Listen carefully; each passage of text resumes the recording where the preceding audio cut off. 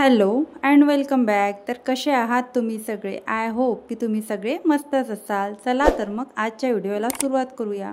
तर आज मला सकाळी स्वयंपाकात मसाले वांगे म्हणजे भरली वांगी बनवायची होती.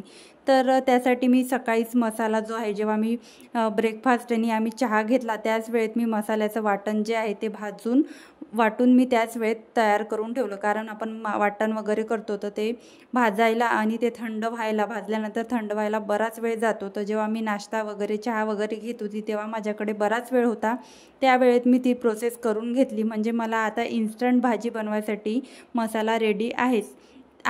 त्याबरोबर आता मी मसाला तेलामध्ये टाकला तोपर्यंत मी इथे जी वांगी आहे त्या वांग्याला मी कट लावून घेणार आहे, जेणेकरून मला परत त्या कामासाठी वेगळा वेळ द्यावा लागत नाही. जोपर्यंत माझा तिथे मसाला तेलामध्ये छान शिजतो आहे तोपर्यंत इथे माझ्या वांग्यांना कट मारून होऊन जाईल.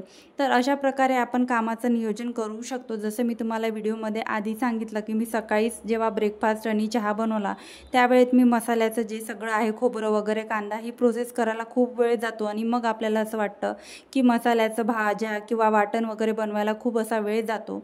कारण जातोच, आपल्याला ते छान लाल भाजावं लागतं, छान लाल कर येतपर्यंत. नंतर ते थंड होऊ द्यावं लागतं. थंड झाल्यानंतर आपल्याला ते मिक्सरला बारीक करावं लागतो. यामध्ये बराचसा वेळ जातो.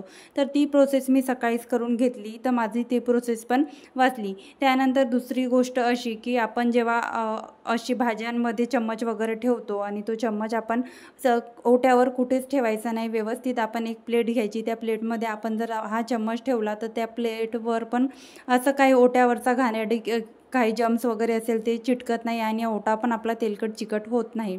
त्याचबरोबर इथे माझा मसाला झाला होता. मसाला झाल्यानंतर त्यामध्ये मी हळद, तिखट, मीठ, काळा मसाला टाकून दिला आणि त्यामध्ये वांगे सोडले. आमच्याकडे स्पेशली अशीच वांगे होतात भरली, तर आम्ही आमच्याकडल्या पद्धतीनेच इथे भरली वांगे तुम्हाला दाखवत आहे.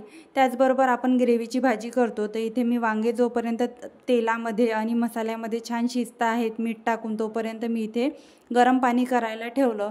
म्हणजे स्टेप बाय स्टेप आपण कामांचं नियोजन केलं तर आपल्याला असे खूप सारे कामं केल्यासारखं वाटत नाही. आणि मला तर अजिबात आज वाटत नव्हतं की मी खूप काम केलं आणि खूप असं मसाल्याचं वाटण करून भाजी वगैरे बनवली आहे. त्याचबरोबर इथे माझी भाजी आता शिजते आहे तोपर्यंत मी इथे पीठ सकाळीच मळून ठेवलं होतं. म्हणजे मला जेव्हा वेळ मिळाला तेव्हा मी किचनमध्ये येऊन आधी पीठ मळून ठेवत असते. कारण पीठ जर आपण आधी मळून ठेवलं तर आपल्या पोळ्या छान मऊसूत होतात. तर त्यासाठी मी पीठ वगैरे मळून ठेवलं. ताव्याला आता मी तेल लावलं आणि आता मी इथे पोळ्या करून घेते. तर सिंकमध्ये माझ्या आता भांडे तुम्हाला दिसत नाही आहे आणि जास्त काही पसारा पण दिसत नाही ओट्यावर. ओटा लहान असल्यामुळे तेवढं गजबजलेलं भांड्यांमुळे दिसतंच. पण सिंकमध्ये जे काही नाश्त्याचे, चहाचे भांडे माझे होते ते मी सकाळीच घासून ठेवून दिले. कारण घासायला 5 मिनिट पण लागत नाही आणि आपण नंतर घासू म्हटलं तर तो असा खूप सारा पसारा होतो आणि काम करायची अजिबात किचनमध्ये इच्छा होत नाही. आणि तोच पसारा पाहून असं वाटतं की कधी हे काम संपेल आणि आपण कधी दुसरं काम घेऊ, असं आपल्याला टेन्शन येतं आणि आपण टेन्शन घेत आणि खूप सारं लोड घेत असं काम आपण करत असतो. तर तसं न करता आपण चहाची, नाश्त्याची भांडी आपण सकाळीच तेव्हाच्या तेव्हा घासून घेतली तर आपलं काम नियोजित वेळेत होऊन जाते. इथे माझ्या पोळ्या पण टाकणं झाले आहे आणि पोळ्या पण आता मी व्यवस्थित ठेवून देते कापडामध्ये रॅप करून, कारण आताच आम्हाला जेवायला घ्यायचं आहे. पण काय झालं ना, भाजी शिजायचीच आहे. काही वांगे शिजले आहे आणि काही वांगे शिजतच नाही. कधी कधी ना वांगे पण व्यवस्थित मिळत नाही, त्यामुळे पण असं होते. त्यानंतर जागच्या जागी पसारा ठेवून दिला, जेणेकरून खूप असा पसारा दिसणार नाही आणि खूप सारा स्वयंपाक आपण केला असं सुद्धा वाटणार नाही. नंतर आता मला कोथिंबीर आणि सलादसाठी जे काही लागते तोपर्यंत, भाजी शिजते आहे तोपर्यंत मी हे काम उरकून घेते. तसं पण आता उन्हाळा आहे आणि उन्हाळ्याच्या दिवसात खूप अशी गरम भाजी आणि खूप असं गरम जेवण आपण जेवू शकतच नाही. त्यामुळे थोडीशी गॅस आपण बंद केल्यानंतर भाजी वगैरे 5 मिनिट तशीच गॅसवर ठेवून द्यायची. नंतर आपण ती सर्व करायची. त्याने भाजीला टेस्ट पण छान, भाजीची टेस्ट पण छान वाढते आणि तर्री पण छान येते भाजीला. त्याचबरोबर भाजी शिजायचीच होती. काही वांगे शिजले होते आणि काही वांगे शिजायची होती. माझ्याकडे भरपूर असा वेळ होता. मी थोडी इकडे तिकडे फिरून पण आली, किचन पण आवरलं. म्हटलं चला एका आंब्याचा आपण, आमच्याकडे याला लुंजी म्हणतात, कोणी मेथी आंबा म्हणतात, तर कोणी 2 शब्द मला माहीत आहे. गुळ आंबा आपण वेगळ्या पद्धतीने करत असतो आंबे किसून. तर म्हटलं चला हा आंबा फ्रीजमध्ये पडलेला आहे, आपण हा आंबा चिरून याचा मेथी आंबा किंवा गूळ आंबा आपण करून घेऊया। तर त्यासाठी मी इथे आंबा पण कापून घेतला आणि आज मिस्टर घरी होते आणि सुट्टीच्या दिवशी तर आपला टाईमपास चालतोच। आज मी टाईमपास न करता, रोज माझा टाईमपासच असतो प्रत्येकच व्हिडिओमध्ये मी सांगते, आज मी टाईमपास न करता व्यवस्थित नाश्त्याच्या टाईमला मी बसत होती आणि टाईमपास करत होती। तो टाईमपास न करता त्यावेळेत मी माझे किचनमधले कामं आवरून घेतले।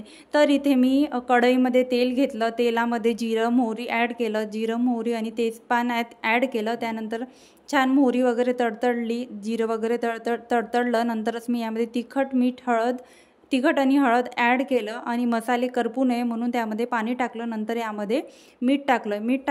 मीठ याच्यासाठी ॲड करायचं लवकर, जेणेकरून आपलं हा मेथी आंबा हा लवकर शिजून येईल आणि पाणी टाकल्यामुळे मसालेसुद्धा करपणार नाही।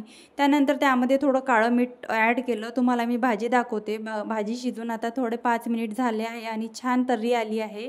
आणि अशा पद्धतीने आमच्याकडे लग्नांमध्ये किंवा आम्ही घरी अशा पद्धतीने मसाले वांगे किंवा आम्ही मसाला वांगा म्हणतो, भरली वांगे आपण त्यामध्ये सारण भरून करतो, तर आम्ही असे मसाले वांगे करून घेतले। त्याचबरोबर इथे 10 मिनिटानंतर माझे आंबे आहे कढईमधले छान शिजून येतात, तोपर्यंत म्हटलं इथे थोडा गूळ आपण ठेचून घेऊ। ठेचल्यानंतर 10 मिनिटानंतर त्यामध्ये मी गूळसुद्धा त्यामध्ये ॲड करून घेतला। आता फक्त परत 2 मिनिट तो गूळ थोडा मेल्ट होतपर्यंत 2 ते 3 मिनिट शिजू देईल। नंतर तो गूळ ती जी कढईला वाफ असते त्या वाफेनेच तो गूळ शिजून जातो। त्याचनंतर आता माझं सगळं इथे झालं होतं। एक्स्ट्राचं माझं जे ही लुंजी बनवायचं होतं ते पण काम झालं होतं। फक्त आता मला जेवण वाढायचं काम होतं आणि असं वाटलं नाही मला की खूप असं आपण स्वयंपाक केला, वाटणाचा स्वयंपाक केला, वाटण वाटलं आणि खूप आपण किचनमध्ये राबलं, असं मला काहीच वाटलं नाही।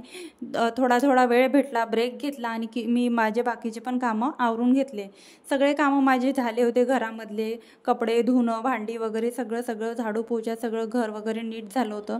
फक्त आता जेवणं बाकी होते। झाल्यानंतर मेन जे काम असतं आपलं ते किचन ओटा आवरणे आणि किचन जे आहे नीटनेटकं ठेवणे। आणि पोळ्या करताना आपण जेव्हा पोळ्या वगैरे करतो तेव्हा आपण कापड वगैरे टाकायचा, त्यांनी 2 आपले फायदे होते। किचन ओटा पण जास्त खराब होत नाही। त्यानंतर जे आहे आपला जो पोळपाट आहे तो पण असा घसरत नाही, स्लिप होत नाही ओट्यावर आणि आपण छान पद्धतीने पोळ्या पण करू शकतो। त्याच प्रकारे मी इथे भरली वांगी, सलाद आणि मीठ आणि गुलाबजाम होते, खूप दिवसाचे असे पडले होते आणि असा काही योगच येत नव्हता की सोबत बसून जेवण करू, तर गुलाबजाम वाढण्यातच येत नव्हतं आणि रात्रीचं एवढं काही खाल्ल्या जात नाही, तर त्यामुळे अशा प्रकारचा आज माझा मेनू होता। तर आता माझी इथे लुंजी पण रूम टेम्परेचरवर आली आहे, छान थंडी झाली आहे। एक काचेच्या भरणीमध्ये ही लुंजी मी आता भरून ठेवणार आहे।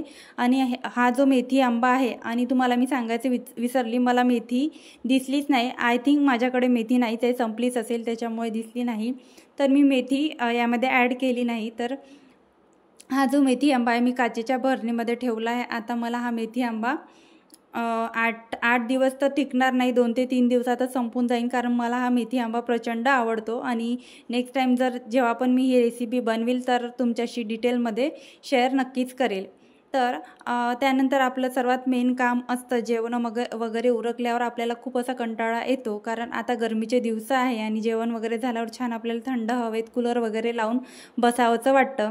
तर तसं न करता हे जे काम आपण तेव्हाच्या तेव्हाच केलं तर भांडे पण असे एकदम ड्राय होत नाही, कारण उन्हाळ्यामध्ये जास्त हवा चालते आणि भांडे जे आहे सगळे असे ड्राय होतं, खरकटं चिकटून बसतं आणि नंतर जे आहे जास्त मेहनत घेऊन आपल्याला काम करावे लागतं। तसं न करता मी लगेच भांडे पण घासायला घेतले, जेणेकरून नंतर मला त्रास होणार नाही आणि नंतर मला कंटाळा पण येणार नाही, कारण आज सुट्टी असल्यामुळे संध्याकाळी पण मला बाहेर जायचं आहे, बाहेरचे पण कामं करायचे आहे। कारण सुट्टीच्या दिवशी आपण म्हणतो आरामाचा दिवस आहे, पण तसं नसतोच, आपल्याला एक्स्ट्राची पण कामं असतात आणि बाहेरून पण आपल्याला सामान वगैरे आणायचं असतं।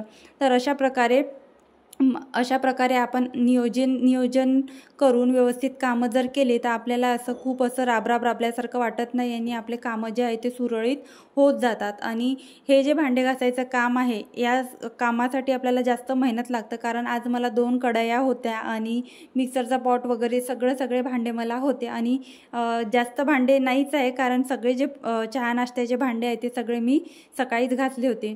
त्याचबरोबर आता मी लगेच इथे जे स्टँड असतात गॅस शेगडीवरचे, आता गॅसची शेगडीची मला क्लिनिंग करायची आहे ते स्टँड वगैरे सगळे भांडे घासून घेतले आणि भांड्याचं टोपलं जे आहे त्यामध्ये भांडे होते ते सुद्धा मी रॅकमध्ये लावून घेतले, कारण माझं लक्षच नाही की मी सकाळी नाश्त्याचे भांडे घासले आणि रॅकमधले ते भांडे मला लावायचे आहे. नंतर लगेच हात पुसले. हात पुसायला आपल्या किचनमध्ये आपण असे टॉवेल ठेवायलाच पाहिजे आणि सगळे भांडे आहे ते धुवायला सुरुवात केली. तर अशा पद्धतीने आता ऑलमोस्ट माझे भांडे पण धुवून झालेच आहे. भांडे पण धुवून होत आलेच आहे. भांडे पण धुवून घेतले. त्यानंतर किचनमधली ही रॅक आहे. रॅकवर कशी खूप सारं चिकट तेलकटपणा दिसतो, कारण त्यामध्ये तेलाची कॅन ठेवते आणि तेलाच्या कॅनमधून तेल सारखं असं निथळत राहतं, खाली उतरल्या जातं आणि त्यांनी खूप ते रॅक चिकट होते. तर त्यासाठी मी सोल्युशन आता शोधत आहे.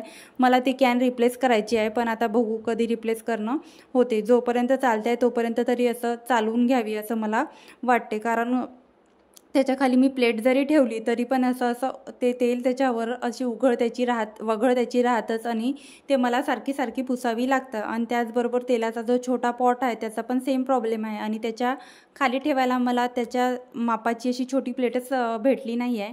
भेटल्यावर मी नक्कीच त्याच्या खाली ठेवून घेईन, जेणेकरून त्याच्या खालचा जो सरफेस आहे तो खराब होणार नाही. नंतर गॅस शेगडी पूर्ण घासून घेतली. जे काही तेलकट चिकटपणा होता, पीठ वगैरे उडलं होतं ते सगळं एकासोबत घासून घेतलं. सगळी क्लिनिंग करून घेतली.